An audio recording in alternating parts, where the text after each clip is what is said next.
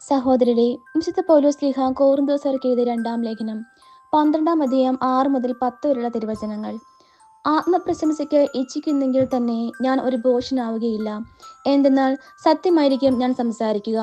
എന്നിൽ കാണുകയും എന്നിൽ നിന്ന് കേൾക്കുകയും ചെയ്യുന്നതിൽ അധികമായി ആരും എന്നെപ്പറ്റി വിചാരിക്കാതിരിക്കേണ്ടതിന് ഞാൻ ആത്മപ്രശംസ ഒഴിവാക്കുന്നു.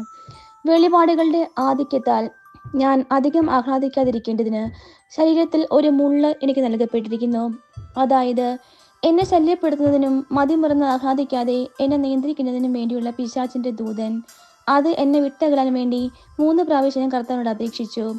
എന്നാൽ അവിടുന്ന് എന്നോട് അരുളിച്ചെയ്തു, നിനക്ക് എൻ്റെ കൃപ മതി. എന്തെന്നാൽ ബലഹീനതയിലാണ് എൻ്റെ ശക്തി പൂർണ്ണമായി പ്രകടമാകുന്നത്. ക്രിസ്തുവിൻ്റെ ശക്തി എൻ്റെ മേൽ ആവസിക്കേണ്ടതിന് ഞാൻ പൂർവാധികം സന്തോഷത്തോടെ എൻ്റെ ബലഹീനതയെക്കുറിച്ച് പ്രശംസിക്കും. അതുകൊണ്ട് ബലഹീനതകളിലും ആക്ഷേപങ്ങളിലും ഞെരുക്കങ്ങളിലും പീഡനങ്ങളിലും അത്യാഹിതങ്ങളിലും ഞാൻ ക്രിസ്തുവിനെ പ്രതി സന്തുഷ്ടനാണ്.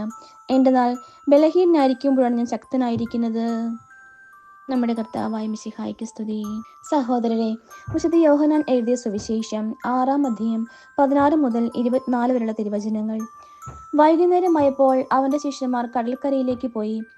അവർ ഒരു വള്ളത്തിൽ കയറി കടലിനക്കരെ കഫർനഹൂമിലേക്ക് പുറപ്പെട്ടു. അപ്പോൾ നേരം ഇരുട്ടി തുടങ്ങി. യേശു അവിടെ അടുക്കലെത്തിയിരുന്നുമില്ല. ശക്തിയേറിയ കാറ്റടിച്ചിരുന്നതുകൊണ്ട് കടൽ ക്ഷോഭിച്ചു. 25-35 സ്ഥാദിയോൻ ദൂരം തണ്ട് വലിച്ചു കഴിഞ്ഞപ്പോൾ യേശു കടലിന് മീതെ നടന്ന് വള്ളത്തെ സമീപിക്കുന്നത് കണ്ട് അവർ ഭയപ്പെട്ടു. അവൻ അവരോട് പറഞ്ഞു, ഞാനാണ്, ഭയപ്പെടേണ്ട. അവനെ വള്ളത്തിൽ കയറ്റാൻ അവർ ആഗ്രഹിച്ചു. പെട്ടെന്ന് വള്ളം അവർ ലക്ഷ്യം വച്ചിരുന്ന കരയ്ക്കടുത്തു. അവിടെ ഒരു വള്ളം മാത്രമേ ഉണ്ടായിരുന്നുള്ളൂ എന്നും ശിഷ്യന്മാരോട് കൂടി യേശു അതിൽ കയറിയിരുന്നില്ല എന്നും ശിഷ്യന്മാർ തനിയെ ആണ് പോയതെന്നും കടലിന്റെ മറുകരയിൽ നിന്ന് ആളുകൾ പിറ്റേ ദിവസം മനസ്സിലാക്കി. കർത്താവ് സ്തോത്രം ചെയ്ത് നൽകിയ അപ്പം ജനങ്ങൾ ഭക്ഷിച്ച ആ സ്ഥലത്തിനടുത്തേക്ക് തിബേരിയാസിൽ നിന്ന് മറ്റു വള്ളങ്ങൾ വന്നു. യേശുവോ ശിഷ്യന്മാരോ അവിടെ ഇല്ലെന്ന് കണ്ടപ്പോൾ ജനക്കൂട്ടം വള്ളങ്ങളിൽ കയറി യേശുവിനെ തിരക്കി കഫർനഹൂമിലെത്തി. നമ്മുടെ കർത്താവായ മിശിഹായ്ക്ക് സ്തുതി.